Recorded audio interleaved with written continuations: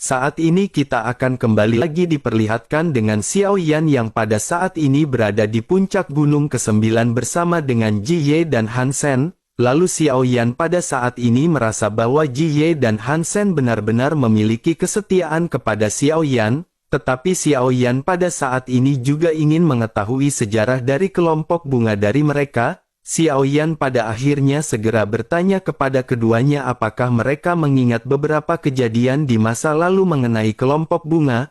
Keduanya pada saat ini sedikit tertegun mendengar apa yang baru saja dikatakan oleh Xiao Yan. Keduanya pada saat ini terdiam beberapa saat dan keduanya pada saat ini mengerutkan kening. Han Sen pada akhirnya segera berbicara dengan nada sedikit serius. Han Sen berkata bahwa dirinya hanya mengingat beberapa hal. Dirinya benar-benar tidak bisa mengingat semuanya, tetapi sesuatu hal yang sangat jelas baginya adalah melindungi Tuan adalah misinya. Apapun yang terjadi bahkan dengan mengorbankan nyawanya dirinya benar-benar harus melindungi Tuan. Mendengar hal tersebut Xiao Yan pun menganggukkan kepalanya dan Xiao Yan pada saat ini benar-benar menyadari bahwa Han Sen benar-benar serius. Xiao Yan pun lanjut memastikan dengan berkata bukankah dengan kata lain selama jangka waktu selama ini mereka benar-benar telah kehilangan beberapa ingatan penting. Han Sen pun mengangguk sementara Ji Ye pada saat ini masih merenung. Pada akhirnya Ji Ye pun segera mulai berbicara kepada Xiao Yan. Ji Ye berkata bahwa Ji Ye juga sama sekali tidak bisa mengingat ingatannya dengan jelas. Dirinya dapat merasakan adanya kenangan yang sangat penting tetapi dirinya benar-benar tidak bisa merasakan dalam ingatannya.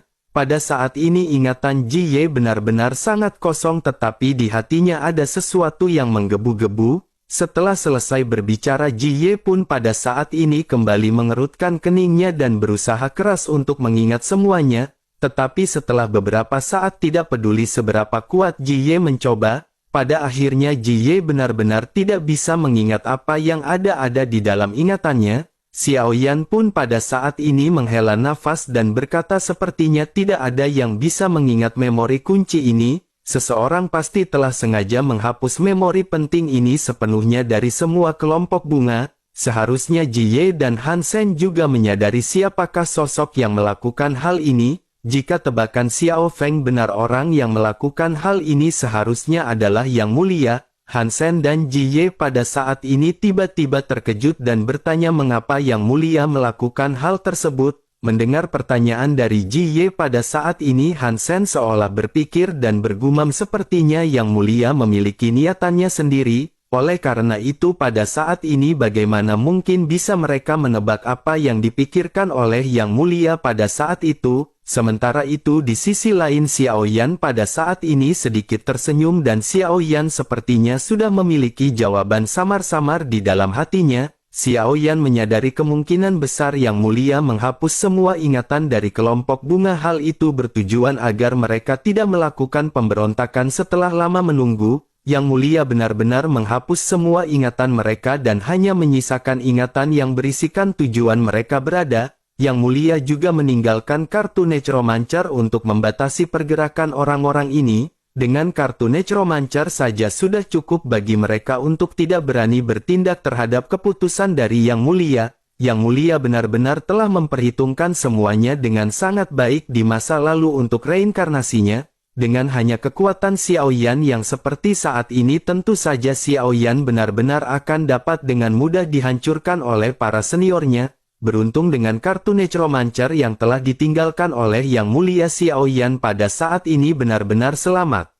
Memikirkan hal ini Xiao Yan juga pada akhirnya kembali teringat bahwa Xiao Yan harus dengan cepat menjadi semakin kuat. Seperti dalam pembahasan sebelumnya bahwa identitas Xiao Yan pada saat ini telah terungkap di aliansi Dosian, warisan yang dimiliki oleh Xiao Yan juga menjadi hal yang terpenting bagi Xiao Yan pada saat ini. Banyak orang yang mendambakan warisan terkuat ini oleh karena itu Xiao Yan harus tumbuh dengan cepat. Xiao Yan harus menerobos ke tingkat Dogat dalam waktu yang singkat dan Xiao Yan pada saat ini menghela nafas. Xiao Yan pada akhirnya segera berkata kepada Han Sen dan Ji Ye bahwa Xiao Yan perlu mundur untuk beberapa waktu.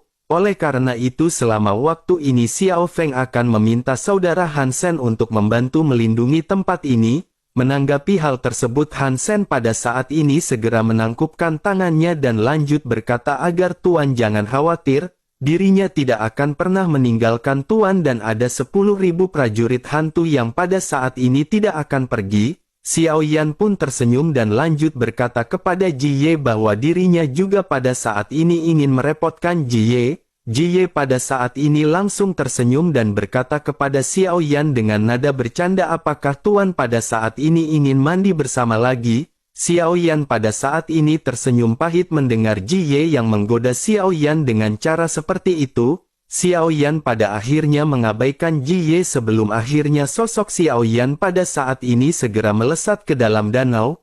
Ji Ye juga pada saat ini tersenyum sebelum akhirnya Ji Ye pada saat ini segera mengikuti pergerakan dari Xiao Yan. Sementara itu Han Sen pada saat ini segera menjalankan apa yang baru saja diperintahkan oleh Xiao Feng. Sementara itu pada saat yang sama di suatu tempat di aliansi Dosian, Lei yang pada saat ini segera kembali dengan marah dan telah sampai di sebuah paviliun. Lei yang pada saat ini bertemu dengan beberapa orang yang sedang berbincang-bincang dan Lei yang pada saat ini benar-benar terlihat gondok. Melihat kedatangan dari Lei yang ini, salah seorang di antara mereka segera bertanya, ternyata Lei yang telah kembali. Dirinya pada saat ini benar-benar ingin tahu seberapa kuatkah orang itu.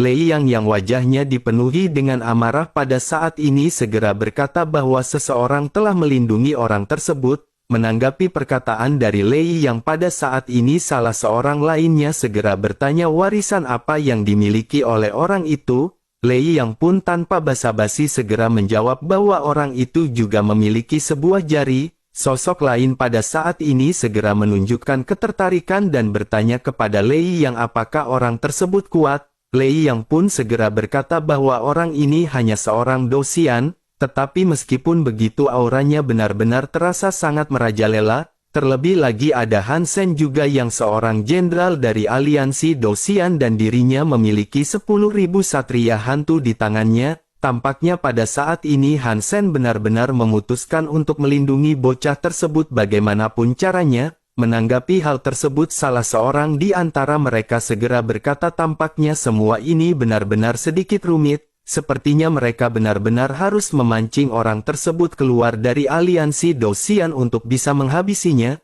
Salah seorang lainnya pada saat ini segera lanjut berkata, sepertinya cara itu juga pada saat ini tidak mungkin dilakukan oleh mereka. Bagaimanapun dengan adanya Han Sen pasti rencana mereka akan segera diketahui oleh Han Sen. Tampaknya pada saat ini mereka hanya bisa menunggu dan membiarkan waktu untuk bocah tersebut hidup beberapa saat. Semua orang pada saat ini mengangguk menyetujui apa yang diucapkan oleh sosok tersebut, begitu juga dengan Lei Yang. Merasa semua ini telah diputuskan, pada akhirnya Lei Yang memutuskan untuk pergi dan segera meninggalkan aula. Sementara itu di sisi lain jauh dari aliansi Dosian di lautan kehampaan ada sebuah bahtera besar dengan tulisan aliansi Dosian di atasnya. Di atas bahtera pada saat ini ada sesosok cantik sama dengan beberapa orang yang saling berhadapan. Sosok cantik ini tidak lain dan tidak bukan adalah Yun Yun yang terlihat sangat lemah dan kebingungan. Rupanya pada saat sebelumnya Yun Yun telah ditarik oleh orang-orang dari domain bunga. Yun Yun dilatih di domain bunga hingga kekuatannya telah meningkat. Namun setelah pelatihannya itu Yun Yun pada saat itu benar-benar mengalami konflik dan memutuskan untuk kabur. Yun Yun pun dikejar dan pertempuran benar-benar terjadi mengakibatkan Yun Yun benar-benar terluka parah. Yun Yun pada saat itu berpikir bahwa dirinya benar-benar akan mati di tengah-tengah pelarian ini. Namun pada akhirnya begitu Yun Yun terbangun, Yun Yun pada saat ini sudah berada di sebuah bahtera dan Yun Yun benar-benar kebingungan. Di dalam ingatan terakhirnya dirinya pada saat itu diselamatkan oleh seorang pria yang sangat familiar. Yun Yun segera menyadar tampaknya sosok tersebut adalah sosok Xiao Yan dan Yun Yun benar-benar terkejut. Yun Yun pada akhirnya melihat sekeliling tetapi pada saat ini tidak ada sosok Xiao Yan di hadapannya. Melihat Yun Yun yang pada saat ini celingak-celinguk, salah seorang di antara kerumunan segera mulai berbicara. Sosok tersebut bertanya apakah senior Yun Zi pada saat ini sudah bangun. Yun Yun tiba-tiba terkejut dipanggil dengan sebutan Yunzi dan ingatannya pada saat ini kembali muncul. Yun Yun tertegun dan pada saat ini kembali teringat sosok Xiaoyan yang menyebut Yun Yun dengan sebutan Yunzi. Yun Yun pada akhirnya bertanya dengan tergesa-gesa di manakah sosok itu. Menanggapi hal tersebut sosok yang sebelumnya berbicara kembali balik bertanya siapakah yang ditanyakan oleh kakak senior Yunzi. Apakah kakak Yunzi pada saat ini menanyakan mengenai guru? Mendengar apa yang ditanyakan oleh sosok tersebut pada saat ini pikiran dari Yun Yun tiba-tiba kembali menjadi sedikit bingung. Yun Yun pada saat ini berpikir mungkinkah pengejaran yang sebelumnya dirinya alami adalah sebuah mimpi? Tetapi jika itu adalah mimpi mengapa Yun Yun pada saat ini benar-benar merasa sakit dan lemah di tubuhnya? Yun Yun yang pada saat ini tidak bisa mengingat apapun hanya bisa menghela nafas sebelum akhirnya segera bertanya di manakah tempat ini. Salah seorang di antara mereka segera kembali berkata bahwa mereka pada saat ini berada di Bahtera Aliansi Dosian. Mereka akan pergi ke Papilun Surgawi ke-9 dari Aliansi Dosian. Yun Yun pada saat ini merasa bahwa nama ini benar-benar sangat asing dan bertanya apakah itu Paviliun Surgawi tingkat ke-9 Aliansi Dosian. Yun Yun pada saat ini mengerutkan kening karena ini adalah pertama kalinya dirinya mendengar nama tersebut di dalam hidupnya. Tetapi pada saat ini melihat orang-orang di sekitar yang mengenalinya Yun Yun pada saat ini merasa sangat sedikit aneh. Mendengar Yun Yun yang menanyakan mengenai hal tersebut pada saat ini salah seorang lainnya segera mulai berbicara. Dirinya berkata bahwa senior Yunzi pada saat ini mengalami cedera yang sangat serius. Ingatannya pada saat ini benar-benar menghilang dan dirinya tampak benar-benar sedikit bingung. Situasi ini juga normal mengingat luka yang dialami oleh kakak senior Yunzi. Dirinya akan segera pulih setelah beristirahat dan prioritas utama mereka sekarang adalah kembali ke Aliansi Dosian. Mereka akan membutuhkan waktu 200 tahun dan waktu tersebut sangat cukup untuk senior Yunzi memulihkan diri. Yunzi pun mengerutkan kening dan berpikir bahwa dalam waktu ini Yunzi bisa memulihkan diri sekaligus berlatih. Jika mengingat kejadian sebelumnya dan efeknya yang mengakibatkan Yunzi pada saat ini benar-benar terluka parah. Yunzi pada saat ini berpikir dirinya benar-benar harus menjadi kuat dengan cepat.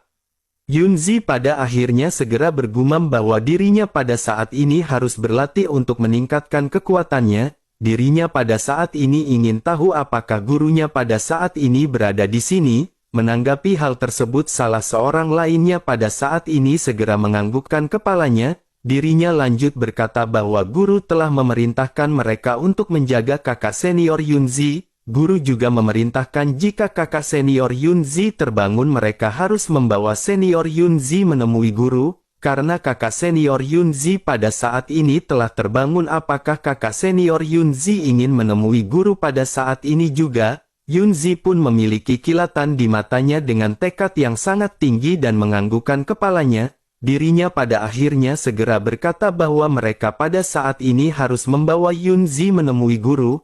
Pada akhirnya mereka pun segera membawa Yunzi untuk bertemu dengan sang guru dan pada saat ini mereka sampai di sebuah ruangan. Tidak lama setelah itu pada saat ini datang seorang pria tampan dengan wajah yang sangat terlihat hangat. Pria itu pun segera menyapa Yunzi sementara Yunzi pada saat ini langsung menatap ke arah sosok pria tersebut. Sementara itu dua sosok yang baru saja mengantarkan Yunzi pada saat ini menangkupkan tangan ke arah pria tersebut dan menyebutnya dengan sebutan Tuan. Pria itu pun segera melambaikan tangannya memerintahkan keduanya pada saat ini untuk segera pergi.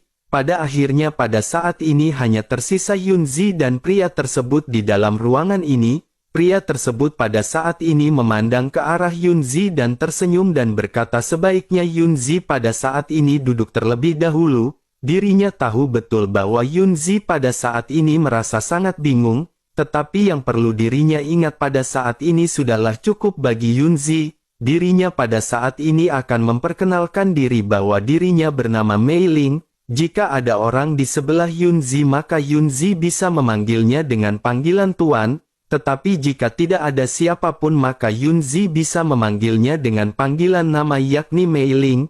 Yun Yun pada saat ini hanya terdiam mendengar apa yang dikatakan oleh pria yang bernama Mei Ling ini. Namun tidak lama setelah itu Yun Yun segera bertanya siapakah orang yang menyelamatkan Yun Yun. Mei Ling pun tersenyum tipis sebelum akhirnya berkata bahwa Yun Zi tahu betul siapakah yang menyelamatkannya.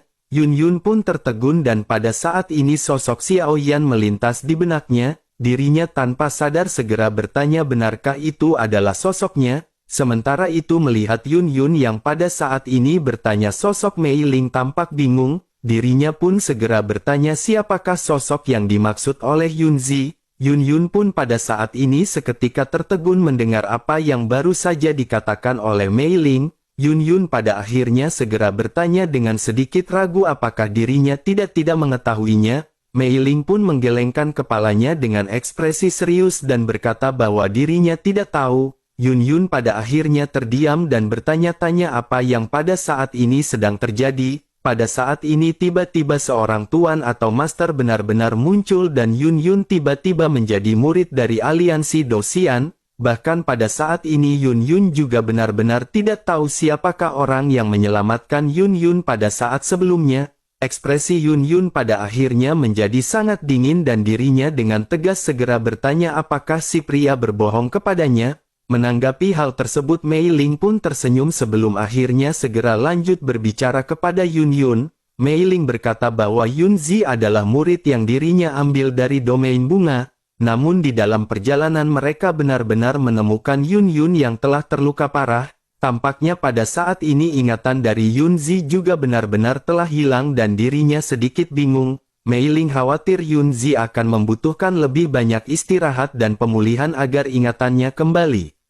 Mendengar hal tersebut Yun Yun pada saat ini masih berusaha memikirkan semuanya di dalam benaknya, tetapi Yun Yun tidak menemukan apapun dan Yun Yun pada saat ini hanya bisa menghela nafas. Pada saat ini Yun Yun hanya bisa memikirkan bagaimana caranya Yun Yun meningkatkan kekuatannya. Sementara itu pada saat yang bersamaan di bagian terdalam dari pegunungan spiritual, sosok Xiao Yan pada saat ini sedang duduk bersila dan di hadapannya ada teratai api.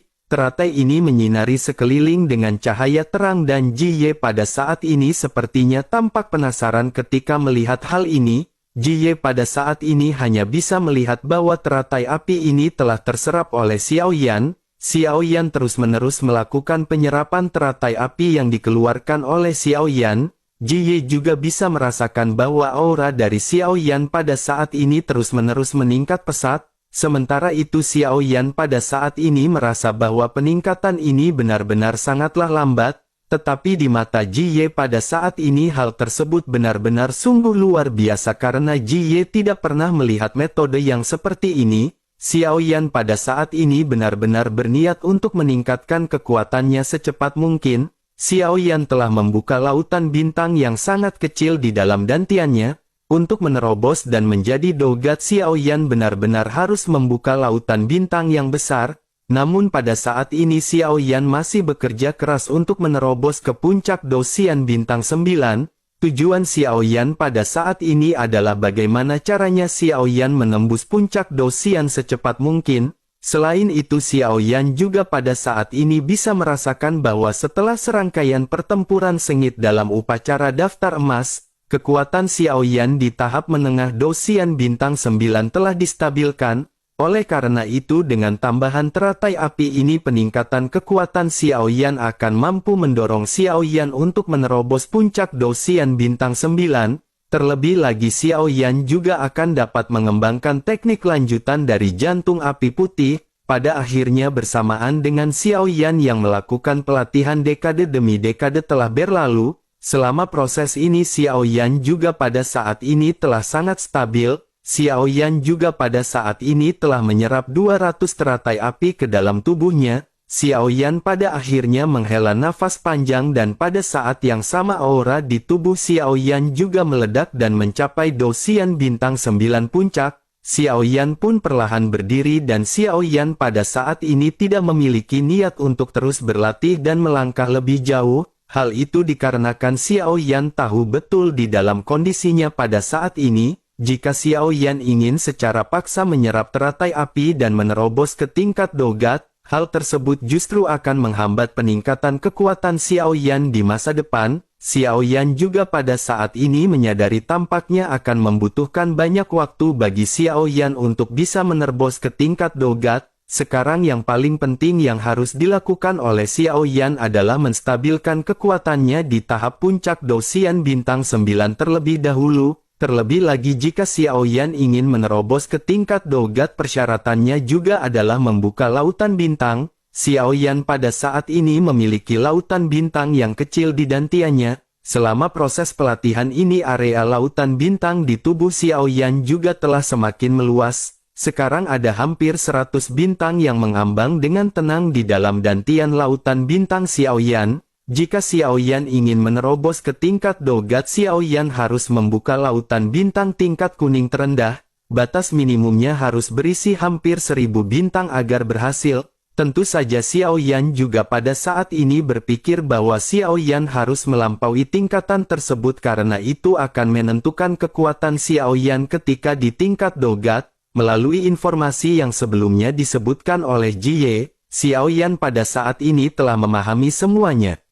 Jika Xiao Yan hanya bisa membuka lautan bintang tingkat kuning yang paling rendah, akan sulit untuk mengejar tingkat yang lebih tinggi bagi Xiao Yan ketika Xiao Yan ingin menembus ke Dogat bintang 3 di masa depan. Oleh karena itu ketinggian lautan bintang di dalam tubuh merupakan faktor kunci yang dapat menentukan batas atas kekuatan Xiao Yan di masa depan. Xiao Yan pada saat ini bertekad untuk meningkatkan kekuatan dari lautan bintang setinggi mungkin. Oleh karena itu Xiao Yan pada saat ini memiliki ide untuk mulai memberikan perhatian khusus pada pembentukan dari lautan bintang ini. Xiao Yan pun menghela nafas dan Xiao Yan pada saat ini segera memikirkan hal lain yang bisa dilakukan oleh Xiao Yan. Sebelum Xiao Yan menerobos ke tingkat Dogat, Xiao Yan pada saat ini memutuskan untuk mengambil waktu sejenak dan mulai memurnikan obat. Xiao Yan teringat ketika Xiao Yan mendapatkan resep pada kontes 10.000 alam, ada resep yang bisa meningkatkan lautan bintang ini, namun obat ini benar-benar hanya bisa berperan sebagai pendukung tertentu dan semuanya benar-benar masih tergantung dengan bakat. Terlebih lagi obat ini juga memiliki tingkat kelima di tingkat suci, sementara Xiao Yan pada saat ini hanyalah seorang alkemis tingkat kedua tingkat suci. Oleh karena itu masih ada kesenjangan di antara hal tersebut dan Xiao Yan pada saat ini harus mengasah keterampilan alkemisnya. Xiao Yan pada akhirnya memutuskan untuk memurnikan pil pengumpul jiwa dan berlatih untuk meningkatkan kekuatan alkemisnya. Setelah membuat rencana ini pada akhirnya Xiao Yan meminta tolong kepada Jie untuk membeli banyak bahan obat. Xiao Yan menghabiskan 300.000 roh naga dari total 700.000 koin roh naga. Dengan jumlah tersebut Xiao Yan pada saat ini mendapatkan banyak bahan obat untuk dimurnikan. Pada akhirnya setelah semuanya dipersiapkan, Xiao Yan pada saat ini tanpa basa-basi segera duduk bersila. Setelah sedikit memfokuskan pikirannya, pada akhirnya Xiao Yan tanpa banyak cincong segera mulai memurnikan pil pengumpul jiwa. Dalam proses pemurnian kali ini kemampuan Xiao Yan benar-benar telah meningkat dengan pesat. Xiao Yan dapat dengan mudah memurnikan banyak pil dalam waktu yang sangat singkat. Bersamaan dengan hal tersebut pada saat ini banyak juga guntur yang melintas di atas pegunungan spiritual. Dengan kecepatan pemurnian Xiao Yan pada saat ini guntur benar-benar bertumpuk. Banyak guntur pada saat ini saling terjalin dan kekuatan dari guntur ini benar-benar sangat mengerikan. Hansen yang menjaga di sekeliling juga pada saat ini benar-benar terkejut merasakan guntur yang menggelegar di atas langit. Hansen pada saat ini melotot dan bisa merasakan kekuatan guntur ini sangat mengerikan. Jika semua guntur yang saling terjalin ini menghantam ke arah Xiao Yan, tentu saja hal tersebut akan sangat mengkhawatirkan. Hansen pun pada saat ini bersiap jika terjadi sesuatu yang tidak diinginkan kepada Xiao Yan. Jie juga pada saat ini benar-benar sedikit terkejut melihat guntur yang terjalin di atas langit, tetapi Jie sebelumnya telah melihat Xiao Yan melakukan hal tersebut dan Jie pada saat ini hanya bisa memasrahkan semuanya kepada Xiao Yan. Sementara itu Xiao Yan pada saat ini sedikit mengangkat kepalanya dan menatap ke arah guntur yang bergemuruh. guntur di awan pada saat ini benar-benar sangat besar dan kekuatan yang dipancarkan oleh guntur tersebut benar-benar sangat perkasa. Guntur pada akhirnya benar-benar telah mencapai momentumnya dan pada saat ini segera mengeluarkan semua kemarahannya. Namun tidak lama setelah itu kilatan segera melesat ke atas guntur dan kekuatan dari guntur ini benar-benar ditahan. Baik Jie dan Hansen pada saat ini benar-benar terkejut melihat guntur yang seolah-olah tidak bisa melawan. Pada saat ini guntur dengan cepat menyusut seolah-olah telah diserap ke dalam sebuah wadah. Jie dan Hansen pada saat ini semakin terkejut setelah melihat bahwa sosok yang menahan guntur ini adalah Xiao Feng. Mereka benar-benar tidak menyangka dengan kekuatan Xiao Feng yang berada di tingkat Douxian dirinya berani menerima guntur yang sangat gokil. Mereka hanya bisa menggelengkan kepala dan menghela nafas melihat apa yang baru saja dilakukan oleh Xiao Feng. Pada akhirnya langit yang awalnya gelap berangsur-angsur menjadi kembali cerah dengan sosok guntur yang pada saat ini benar-benar menghilang. Bersamaan dengan hal tersebut sosok Xiao Feng pada akhirnya segera turun dari langit dengan sedikit sempoyongan. Hansen pun sedikit mendekat takut terjadi sesuatu yang salah kepada tuannya. Sementara itu begitu sampai di tanah Xiaoyan pada saat ini langsung duduk bersila dan memejamkan matanya. Hansen seketika menyadari bahwa Xiao Feng pada saat ini tampak baik-baik saja dan sepertinya dirinya ingin memurnikan kembali pil. Hansen pada saat ini hanya bisa mengerutkan kening dengan penuh kekaguman menatap ke arah Xiao Feng yang tidak kenal lelah. Sementara itu kembali ke Xiaoyan yang pada saat sebelumnya telah memurnikan 200 pil pengumpul jiwa. Setelah Xiaoyan beristirahat sejenak dan menstabilkan sosoknya pada akhirnya Xiaoyan kembali buka matanya. Tanpa banyak basa-basi Xiaoyan pada saat ini menunjukkan ekspresi serius dan Xiaoyan kembali terlarut ke dalam proses pemurnian. Kemampuan Xiaoyan juga pada saat ini kembali meningkat pesat dan Xiaoyan dapat dengan cepat memurnikan pil pengumpul jiwa. Xiaoyan terus-menerus memurnikan pil dan Xiaoyan juga pada saat yang bersamaan harus berhadapan dengan pil lightning. Proses seperti sebelumnya kembali terjadi dan Xiaoyan pada saat ini tanpa rasa takut segera menghadapi pil lightning. Pada saat ini Hansen dan Jie hanya bisa menatap ke arah Xiaoyan dengan penuh kekaguman dan mereka benar-benar tidak pernah melihat metode seperti ini.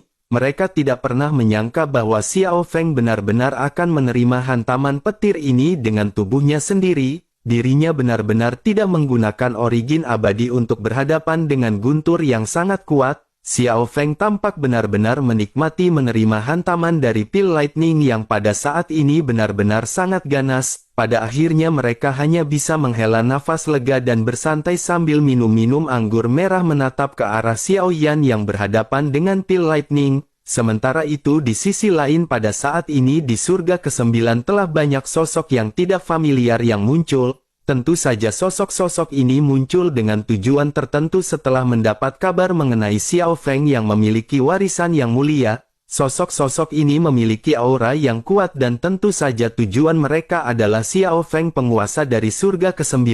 Pada akhirnya sosok-sosok ini segera bergagas mencari keberadaan Xiao Feng di seluruh penjuru dari surga ke-9 untuk menanyakan bagaimana cara menjinakkan Tobrut Pirang Tato Ubi Jalar.